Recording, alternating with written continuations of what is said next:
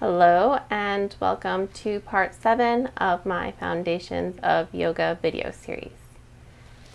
In this video, I'm going to be talking about the breath. Breath is the fuel of life, traditionally called prana.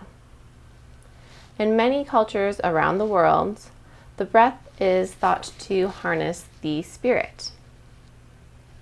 In yoga, the spirit, which is accessed through the breath, serves as a bridge between the mind and the body, since it operates on automatic and yet can also be consciously controlled.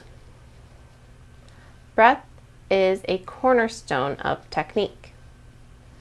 Learning to use it effectively is a key to deepening your yoga, since it directly increases stretch, strength, endurance, and balance. The pull of the lungs on inhale and the push of the lungs on exhale help you move in postures and deepen them while at the same time relaxing you.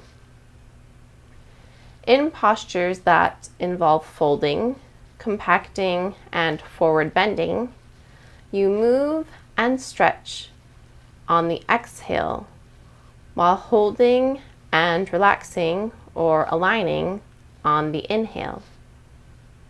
Conversely, stretches that expand the lungs and chest are done on the inhale, relaxing or aligning on the exhale. Breath itself is an interesting lesson in control and surrender. By using breath instead of the mind to guide and control movement and stretch, the body can let go and surrender to the posture more easily. When breath and body are coordinated so they are moving as one, energy flows into the musculature, totally changing the quality of yoga. The proper use of breath gets you out of your mind and into your body, bringing a grace and sensuality to movement impossible when the mind is in control.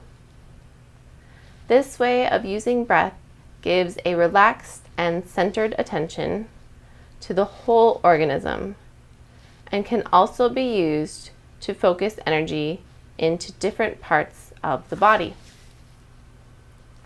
And that's it for part 7. Stay tuned for part 8.